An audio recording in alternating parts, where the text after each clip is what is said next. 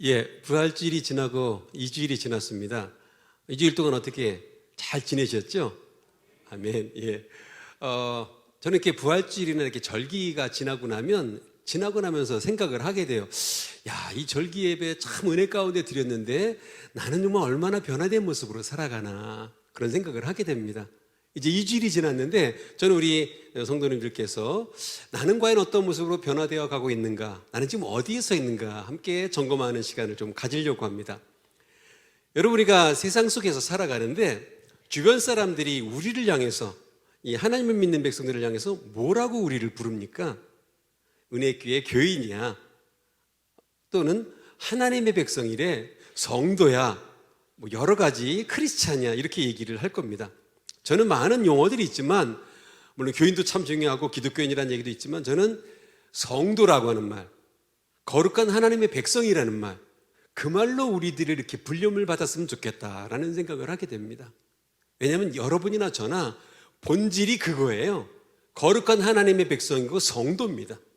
이게 성경이 우리들에게 가르쳐주는 우리들의 모습이에요. 성경을 보면 이제 그 신명기 7장 6절에 그렇게 성경에서 말씀을 하고 계십니다. 우리 같이 한번 읽겠습니다. 너는 여호와 네 하나님의 성민이라. 네 하나님 여호와께서 지상 만민 중에서 너를 자기 기업의 백성으로 택하셨나니. 성경이 주시는 말씀이에요. 여러분과 저는 뭐라고요? 성민, 거룩한 백성, 하나님이 택한 하나님의 백성이다. 이게 우리의 모습이에요. 무슨 얘기입니까? 하나님이 나의 왕 되시고 나는 그분의 백성이에요. 그 왕이 되셔서 우리의 모든 것들을 다스려 주셔서 전혀 부족함이 없게 하시고 방패가 되시고 요새가 되시는 분입니다. 그래서 우리는 그분만 바라보며 살면 되게 돼 있어요.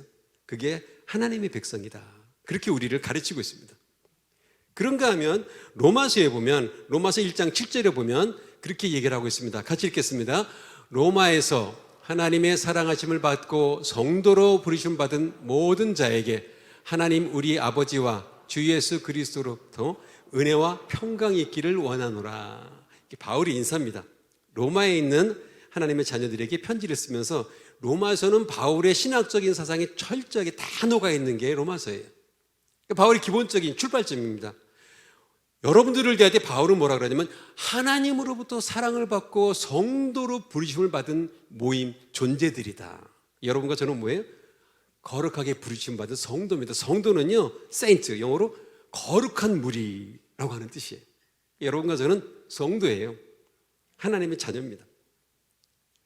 그리고 또 우리 그리스도인이라고, 요즘엔 또 크리스찬이라고 이제 그렇게 얘기를 하는데, 그리스도인이라고 불렸다는 거는 오늘 이 안디옥 교회, 오늘 목사님, 감독님 그 영상에도 나왔지만 안디옥, 거기에서 그리스도인이라고 불림을 받았다고 성경에 기록이 되어 있는데, 말씀 보면 사도행전 11장 26절에 보면 이제 그렇게 해놨어요. 같이 읽어볼까요? 만남에 안디옥에 데리고 와서 둘이 교회에 1년간 모여 큰 무리를 가르쳤고, 제자들이 안디옥에서 비로소 그리스도인이라 일컬음을 받게 되었더라. 앞에 여러 가지 모습이 나와요. 근데 그런 모습들을 쭉 보여주면서 이렇게 모인 무리들이 하나님의 말씀으로 잘 교육을 받고 그 사람들이, 세상 사람들이 그리스도인이다. 크리스찬. 그러니까 그리스도인이라는 얘기는요, 예수 그리스도를 본받아서 그분을 닮아가고 그분의 말씀을 따라서 움직이는 무리들이다. 아, 우리랑 다른 모습으로 살아가네. 어떤 사람들이 저 사람 뭘 따라가는 거야 보니까, 아, 그리스도를 따라가는 사람이구나. 그래서 저와 여러분들은요, 세상 속에서 누구를 만나든지 성도, 하나님의 백성, 크리스찬, 그리스도인이라고 하는 이름으로 불림을 받기를 축복합니다. 그러면 성도, 하나님의 백성, 그리스도인이라고 하는 것은 어떤 사람을 의미하는가? 그거는요, 우리들은 세상 일반적인 사람들과 살아가는 모습이 전혀 다르다라고 하는 게 거기에 담겨져 있어요.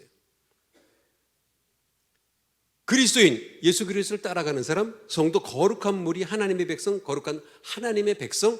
여기 거룩하다라고 하는 뜻은요, 라틴어로 쌍투스라고 그러는데, 이거는 원래 다르다라고 하는 의미에서 나왔어요. 그러니까 하나님의 자녀, 성도는 뭐냐? 세상의 일반 사람들과는 전혀 다르다, 다른 모습으로 살아가고 있다. 그게 성도라는 얘기입니다. 예수님도 우리를 향해서 뭐라고 말씀하십니까? 너희는 세상의 빛이요 세상의 소금이다. 이게 우리 존재의 본질을 얘기를 해주셨어요. 세상의 빛이다, 소금이다. 빛이 있으면요 어둠이 사라집니다. 안 보일 때 환하게 보여요. 확실히 달라집니다. 소금이 들어가면 맛이 달라져요. 맛있게 음식을 먹게 됩니다. 무슨 얘기예요? 예수님께서 우리를 향해서 뭐라고 말씀하시냐면 너희들은 세상과 달라서 너희들이 가면 너희들의 모습으로 세상이 변화되게 돼 있다라고 하는 거예요. 그래서 여러분 하나님의 백성들이 가면요 세상이 변화돼야 돼요. 바뀌어져야 돼요. 어떻게 저렇게 살아가지? 어떻게 저렇게 말을 하지? 어떻게 저런 모습으로 삶을 살아가지? 야, 우리랑 다르네? 세상 사람들이 유혹을 하고 넘어뜨리려고 해도 전혀 흔들리질 않아요. 그러니까 세상 사람들이 우리 하나님의 백성을 바라보면서 야, 저 사람들 흔들 수가 없어. 깜짝 놀라는 일들이 우리를 통해서 변화된다라고 하는 얘기입니다. 그래서 히브리서 11장 38절에 보면 히브리서 11장은 여러분 믿음장이에요. 믿음의 역사들을 쭉 기록을 합니다. 그 다음에 마지막에 뭐라고 말씀하시냐면 한번 그 11장 38절에 보면 그렇게 얘기를 하고 있습니다. 이런 사람은 같이 읽겠습니다. 이런 사람은 세상이 감당하지 못하느니라. 그들이 광야와 산과 동굴과 토굴에 유리하였느니라. 거기 가로친 부분 이런 사람은 믿음의 사람들은 세상이 감당하지 못하느니라. 여러분과 저의 특징은 뭐예요? 세상이 우리를 절대로 무너뜨릴 수가 없어요. 세상 때문에 흔들리는 사람들이 아니에요. 세상이 우리를 이길 수가 없어요. 왜? 우리는 거룩한 하나님의 백성이고 성도이기 때문에. 우리 세상의 가치관이요 사람들 때문에 그것 때문에 유혹받기도 하고 넘어지기도 하고 시험 들기도 합니다. 그런데 하나님의 사람들은 세상 속에 살면서도 그런 것들이 흔들리질 않아요. 그런 유혹이 와도 아니야, 나는 하나님의 말씀이 있어. 흔들리지 않습니다. 저 사람도 어떻게 할 수가 없어. 세상 사람들이요 크리스찬을 보면 하나님의 백성을 보면 손들게 돼 있어요. 왜? 세상이 움직일 수가 없거든요. 그러면 여러분 하나님의 백성 성도가 도대체 무엇 때문에 그런가? 삶을 살아가는 기준이 다르기 때문에 그래요. 사람은 누구나 행동하고 결정하고 방향을 잡고 움직이는 데는 기준이 있어요. 기준에 따라서 결정을 합니다. 근데 하나님의 백성들 보니까 전혀 세상 사람들 기준하고 다르더라는 거예요. 세상 사람들은 그저 노력하고 추구하고 애쓰는 것이 세상의 기준, 물질을 거두고 성공하고 지위가 높이 올라가고 그런 것에 관심을 갖는데 크리스찬들은 다르더라는 거예요. 기준이 다르더라는 거예요. 기준이 다르면요 살아가는 방법 자체가 다릅니다. 그런 사람이 세워지면 그 사람 때문에 세상이 변해요. 야, 어떻게 저렇게 살아가지? 나도 한번 바뀌어볼까? 그래서 하나님의 백성 성도가 가면요 가정이 바뀔 뿐만 아니라 동네가 바뀌어야 돼요. 시장이 바뀌고 학교가 바뀌어야 됩니다. 왜? 세상이 이길 수가 없어요. 어떻게 저렇게 살아가지? 영향을 받게 되어 있습니다.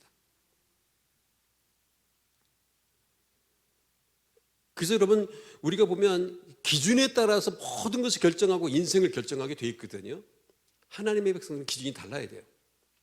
제가 예전에 경화여중 중학교 교장을 할 때 일주일에 한 번씩 애들이 이제 대청소 시간에 교장실을 청소하는 중3 학생이 저랑 같이 청소를 합니다. 아주 신실한 아이예요. 그 애가 한 4월인가 5월 됐는데 저한테 그러더라고요. 교장 선생님, 제가 성탄절하고 설날에 돈을 모았어요. 35만 원을 모았어요. 중3짜리가. 깜짝 놀랐어요, 제가.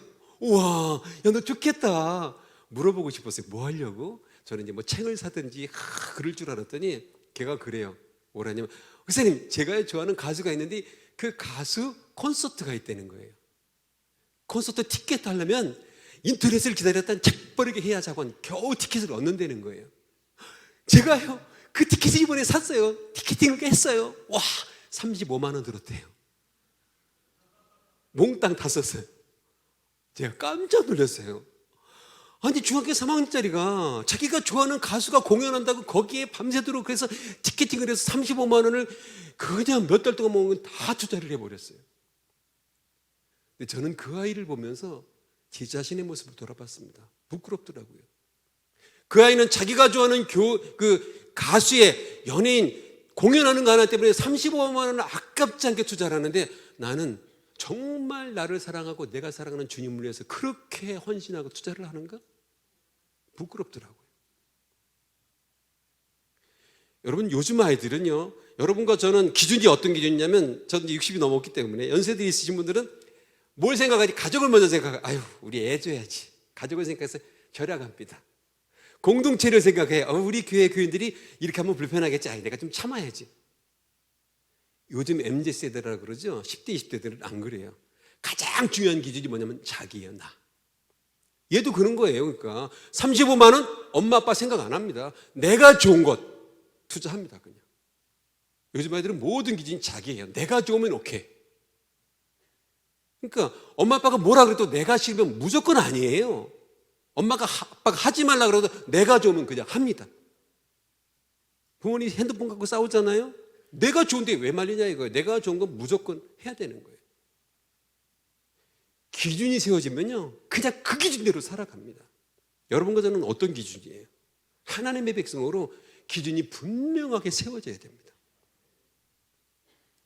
저는 성탄 그 부활주의를 맞이하고 성령 체험하고 이제 부활의 신앙으로 살아가는 우리들이 뭔가는 다른 기준으로 살아가야 되지 않을까, 그런 생각을 하게 되는데, 그런 사람을 성경에서 찾다 보니까 베드로를 보면서 저는 참 은혜 받고 놀라는 일이 베드로를 통해서 보게 됩니다. 베드로는 예수님의 수제자라고 얘기를 하죠. 베드로가 어떤 사람이에요? 베드로 보면 성경에 여러 가지 일화가 있지만, 예수님이 이게 무리를 걷는 걸 보면서 너무 신기한 거예요. 환상적이에요. 예수님 좀 나도 좀 걷게 해주세요. 그래? 일로 와. 무리를 걷는 제자가 됐습니다. 얼마나 신기하고 자랑스럽고 영광스럽습니까? 근데 그 베드로가 뭘 봤어요? 물결이는 풍랑을 보니까 걱정해서 물에 빠집니다. 전 그거 보면서 어쩜 이렇게 나랑 똑같니? 하나님 감사합니다. 와, 하나님이 기적을 베풀어 주셨네. 하나님 은혜가 놀랍습니다. 감사합니다. 그렇게 고백하다가도 걱정과 두려움과 근심이 생기면 금방 잃어버려요. 넘어집니다. 베드로 모습이 참 우리랑 똑같아요. 그런 거 하면 여러분, 베드로는 또 어떤 사람입니까? 여러분, 이렇게 사람들에게 예수님이 묻죠. 세상 사람들은 나를 뭐라고 하냐? 여러 가지 얘기를 합니다. 제자들한테 너희들은 나를 뭐라고 하느냐? 베드로가 저는 그리스도시요 살아계신 하나님의 아들입니다. 와, 예수님이 너무 흡족하셨어요. 칭찬하십니다. 성령께서 너를 알게 하셨구나. 참 기뻐하시는데, 그렇게 신앙 고백을 칭찬받을 정도로 고백했던 베드로고, 다른 복음서에는 없지만 요한복음에 보면 예수님께서 겟세마네 동산에서 기도하시고 잡혀갈 때에 유다가 다 와서 이제 군사들하고 잡으러 옵니다. 그때 누구도 그러지 않는데 베드로만 칼을 뽑아서, 아니 감히 우리 예수님을 잡으러 와? 그래서 같이 왔던 말고라는 사람 귀를 잘랐어요. 자기 예수님을 철저하게 보호하고 당당하게 지켰던 사람이 베드로입니다. 그런데 그런 베드로, 바로 일주일도 아니에요. 바로 그 다음날 예수님이 재판 받는 재판정에서 작은 여자아이가 너도 저 예수랑 같이 있었잖아. 뭐라 그럽니까? 아니야, 나 그 사람 몰라. 부인합니다. 성경에 보면 그게 그대로 나와 있어요. 마태복음 13장 14절에 보면 그렇게 요한복음에 그렇게 얘기를 하고 있습니다. 그들이 베드로와 요한이 담대하게 말함을 보고 그들을 그 말씀 보면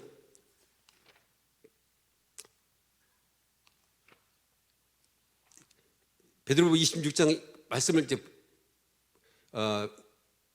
거부하다가, 저는 베드로의 세 번째 고백을 보면서 참 놀라게 됩니다. 마태복음 26장 14절에 보면 베드로가 아니다 그러다가 세 번째 물으니까 뭐라고 합니까? 저주하여 맹세하며 이르되. 그가 저주하며, 이게 베드로 모습이에요. 말고의 길을 찾아서 예수님을 지키려고 했던 사람인데 바로 그 다음날 세 번이나 그러니까 세상에 나의 주님이시오 나의 그리스도입니다 고백했던 베드로가 예수님을 세상에 저주하며 맹세했어요. 나는 그 사람을 알지 못한다. 여러분, 이런 베드로를 욕할 수 있어요? 우리도 그런 모습은 아닌가? 은혜를 주실 때는 감사하다, 하나님께서 나와 함께 하신다, 기도 응답 주셔서 참 감사합니다 라고 하지만 내 생명이 위태롭고 위기에 처하면 하나님을 원망하고 내 자신만을 생각하는 적이 한두 번이 아닌 게 우리들의 모습이에요. 베드로만 욕할 게 아니라 하나님 나도 그런 모습이에요. 고백할 수밖에 없어요.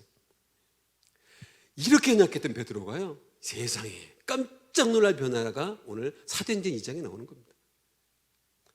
쭉 보면 베드로가 이제 부활하신 예수님을 체험하고 성령 체험을 한 다음에 나가서 복음을 전하는데 주저하지 않고 예수님이 살아계셨습니다. 살아나셨습니다. 우리를 구원하셨습니다. 전하는 거예요. 그러니까 예수님을 잡아 죽이게 했던 다수개인과 제사장들이 저런 얘기를 전하니까 보니까 많은 사람들이 따르는 거예요. 그래서 베드로하고 잡았습니다. 그래서 잡아 하룻밤을 가둔 다음에 재판정에 세웠어요. 고위직들이 여러 명이 있습니다. 생각해 보세요.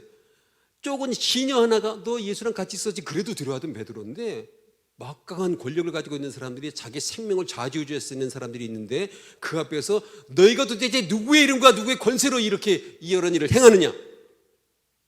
그럴 때 베드로는 당당하게 두렵지 않게 외칩니다.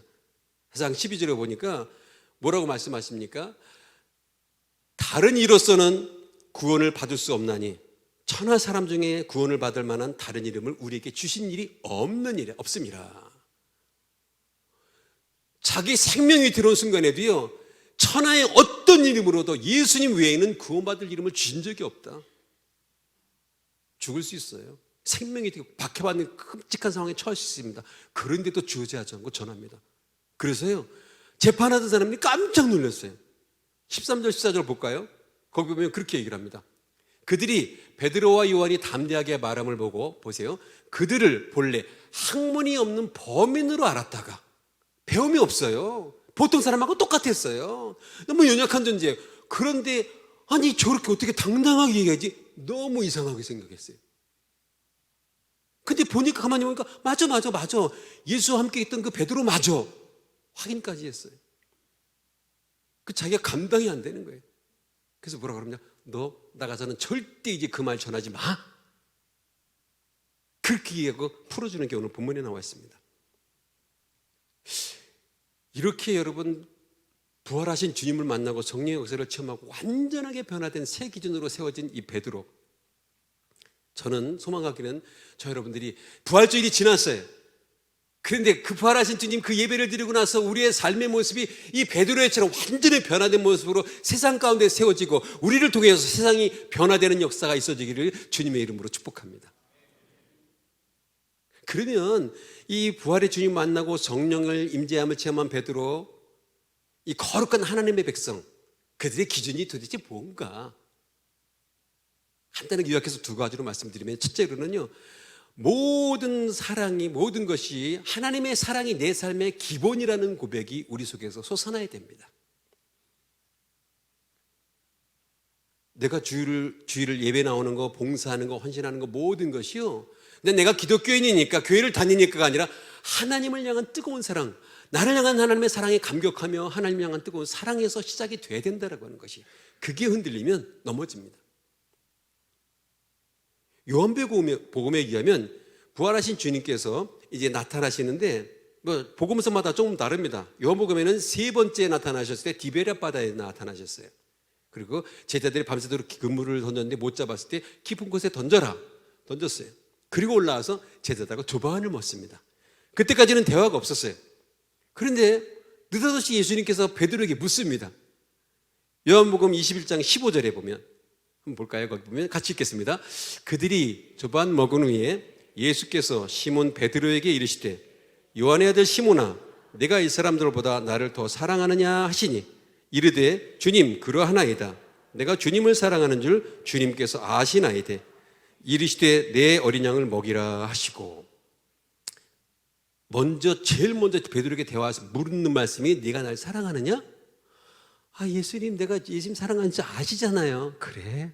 그러면 내 양을 먹이라. 똑같은 질문을 3번을 하셨어요. 날 사랑하느냐? 그리고서 일을 맡기셨어요. 내 양을 먹이라.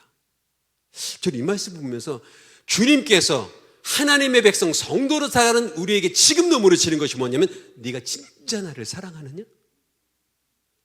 그 사랑을 가지고 헌신하고 봉사하고 주님을 따라가야 된다고 하는 거예요. 사랑이 있으면 달라집니다. 사랑이 있으면 우리의 모습 자체가 달라질 수밖에 없어요. 지금도 동일하게 말씀하십니다. 무엇을 하든, 봉사를 하든, 전도를 하든, 기도를 하든, 하나님의 사람에 대한 하나님의 요구는 네가 날 사랑하느냐, 그 사랑을 돌아보고 사랑에서 시작하라고 하는 거예요. 그게 중요합니다. 저는 이제 3월 31일 지난주에 2주 전에 부활절 예배를 드렸죠. 그러고 나서 지금 이렇게 돌아보면서 하나님, 내 마음속에 주님을 향한 뜨거운 사랑이 식지 않게 도와주시옵소서. 이게 기도 제목이에요. 그게 없으면 실수합니다. 열심히 봉사에 헌신합니다. 그런데 남이 알아주지 않으면 원망합니다. 불평이 나와요. 실망하게 돼 있어요. 근데 하나님의 사랑 가운데 하면 그게 문제가 아니에요. 남이 안 알아줘도 어때? 내가 좋아서 그런데, 하나님이 사랑스러운데, 너무 하나님 나를 사랑하시고 그 사랑이 너무 좋은데, 좋으면 그냥 아무것도 보이지 않아요. 어느 말씀대로 음악회 가서 연주가 참 좋아서 너무 좀 박수 치잖아요. 뭐라고 합니까? 앵커 또 해달라고, 한 번 더 해달라고. 뿐만 아니라 어느 트로트 가수가 이 어버이날 이렇게 공연한다 그러면 티켓 하는데 몇십만 원이 드는데, 효도가 뭐냐? 그 티켓 사서 드리면 어머니한테 최고의 효도라는 거예요. 근데 왜 그렇게 합니까? 좋아하니까요. 사랑하니까. 돈도 아깝지 않고 시간도 아깝잖아요. 여러분, 좋아하는 사람하고 만나면 만나는 시간이 너무 좋지 않아요? 헤어질 때 아쉽죠? 이게 더 있었으면 좋겠는데. 근데 그런 마음을 이렇게 헤아리다가 전 예배를 생각하면서, 내가 그런 마음이 있나? 오늘 거룩한 주일입니다. 예배 나오면서 토요일부터 막 가슴이 설레고, 내일이 주일이야. 와, 예배 드리나. 와, 예배 너무 기다린다. 아침에 일어나서 밥 먹고 빨리 가야 돼, 빨리 막 하고, 예배 끝나는데 와, 오늘도 예배 드리 하나님 만나니까 너무 좋다. 야, 만나면 오래 있고 싶잖아요. 더 있었으면 좋겠는데 벌써 예배가 끝났어? 그러시나요? 어느 목사님 그러더라고요. 설교할 때 참 스트레스 받는다고. 왜요? 설교가 좀 길어지면 시계 본대요. 오늘 목사님 설교가 길어졌네. 준비 안 하셨나 봐. 이게 사랑하는 사람 마음이냐고요. 이게 정말 사랑하면 이 시간이 빨리 갈까 봐 안타까운 마음으로 사모하며 기다리는 게, 그게 사랑하는 마음이잖아요. 정말 예수님께, 하나님께서 정말 가능성이 없고 정말 죽을 수밖에 없는 나를 위해서 당신의 아들을 포기하시고 나를 사랑하신 그 사랑이 느껴집니까? 그게 감동이 됩니까? 하나님, 그 사랑 때문에 내가 주님을 사랑합니다. 내가 주님 없이는 살 수가 없습니다. 그런 모습을 살아갈 때 세상이 이해를 못해요. 어떻게 저렇게 살아갈 수가 있어? 어떻게 저렇게 희생하고 봉사하고 헌신하면서 저렇게 즐거울 수가 있어? 저렇게 감사할 수가 있어?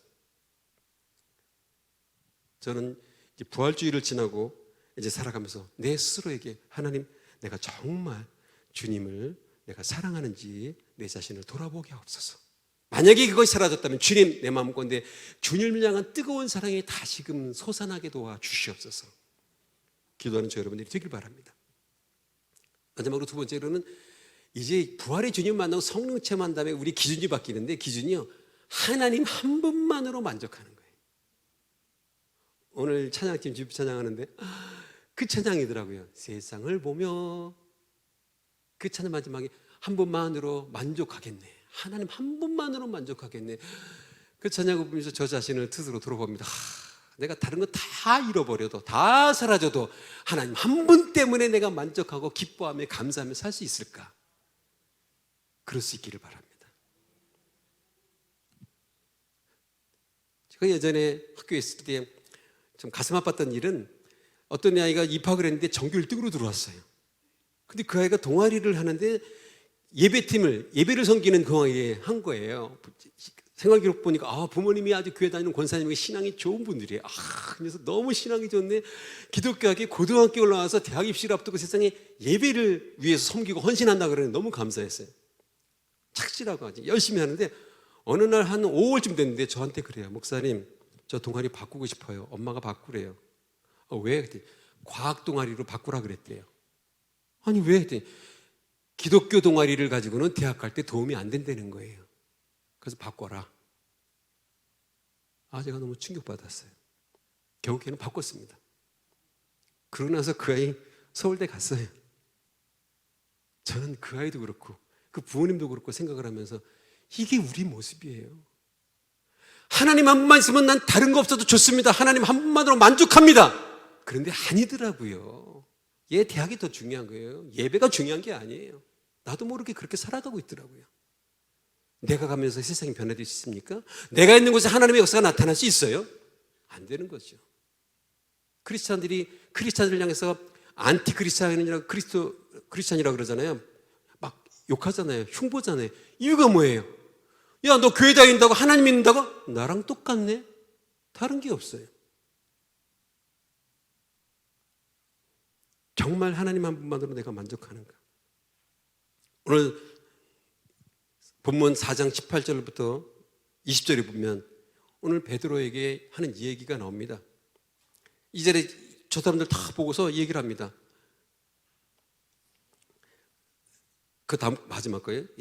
4장 18절부터 20절.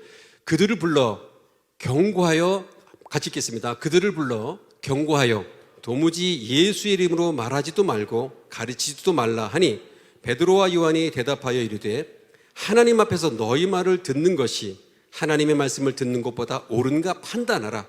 우리는 보고 들은 것을 말하지 아니할 수 없다. 이게 베드로의 고백이 무슨 말씀입니까? 지금 야, 절대로 말하지 마. 이들의 권위와 힘과 능력을 가지고 강력하게 지금 경고하고 있습니다. 그런데 베드로는요, 네가 나에게 힘들게 하고 어렵게 만들고 고통을 주고 내 생명을 앗아간지라도 나는 예수를 증거하는 일에는 물러설 수가 없어. 뭐예요? 베드로의 삶의 고백은 내 인생에 예수님 한 분만으로 나는 족한 거예요. 그것만 있으면 감사한 거예요. 그것만 있으면 승리하시는 겁니다. 여러분, 우리가 정말 하나님 살아계심을 믿습니까? 예. 하나님께서 그분 안에서 능치 못함이 없음을 믿습니까? 환난이 아무리 큰 환난이 닥쳐할지라도 합력하여 선을 이루시는 하나님을 믿습니까? 그렇다면 그분만 있으면 되는 거예요. 그분으로 만족하는 거예요. 살아나가는데 우리 아이가 원하는 스카이 못 갈 수 있어요. 저는 그 서울대 간 그 아이를 보면서 속으로 그렇게 생각했습니다. 제가 저 아이가 3년 동안 예배팀을 섬기고 예배를 위해서 봉사했다고 서울대 못 갈까? 하나님이 못 하시겠어요? 아니잖아요. 그럼 뭐예요? 이거 갖고는 안 될 것 같아. 하나님 한 분만으로 안 될 것 같아. 과학이 있어야 돼. 하나님 한 분만으로 안 될 것 같아. 돈이 있어야 돼. 하나님 한 분만으로 안 될 것 같아. 힘이 있어야 돼. 거기 따라가는 거잖아요. 하나님 한 분만으로 만족을 하게 되면 그런 게 보이지 않아요. 없어도 상관없어요. 때로는 건강이 무너지고 가던 길이 보이지 않아도 상관없어요. 왜? 하나님이 나와 함께 하시니까. 그분만 있으면 되잖아요.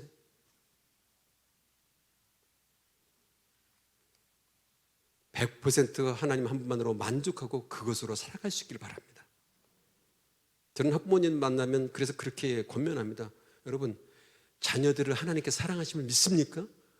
하나님은 우리 자녀들을 얼마나 사랑하시겠어요? 그럼 그 인생은 하나님께서 책임 안 지시겠어요? 그런데 왜 이것저것 자꾸 거기다가 애들한테 야, 이거 있어야 돼, 이거 해야 돼. 초등학교 때부터 그냥 학원으로 돌려서 교회 예배에 빠지는 거는 다반사예요. 전능하신 하나님께 능치 못함이 없음을 믿는다고 고백하면서도 그게 안 되는 거죠. 전 베드로의 모습을 보면서 오늘 우리 자신을 반성하고 돌아보고 하나님 앞에 결단합니다. 하나님, 내가 하나님이 나를 사랑하신 그 큰 사랑 정말 감당할 수 없습니다. 어떻게 나를 사랑하십니까? 나를 살리십니까? 참 감사합니다. 그 사랑에 감격해서 하나님만을 사랑하며 나가겠습니다.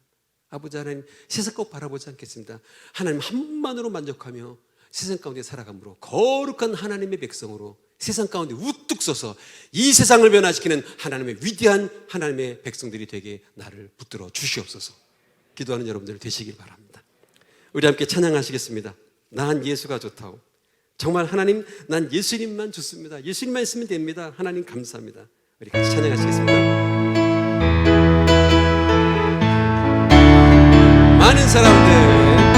많은 사람들 이처럼 진리를 모른 채 주님 곁을 떠나가지만, 맞습니다. 사람들이 그래요. 내가 만난 주님은 참 사랑이었고 진리였고 소망이었어. 아멘. 난 예수가 좋다오. 난 예수가 좋다오.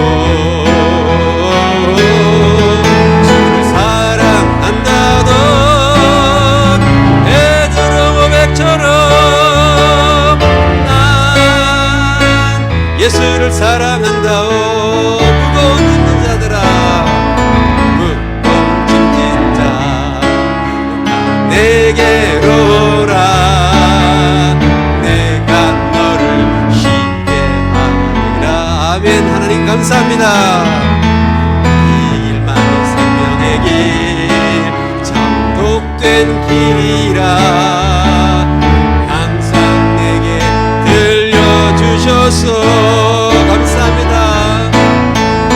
난 예수가 좋다오. 난 예수가 좋다오. 주를 사랑한다던 베드로 고백처럼 난 예수를 사랑한다오.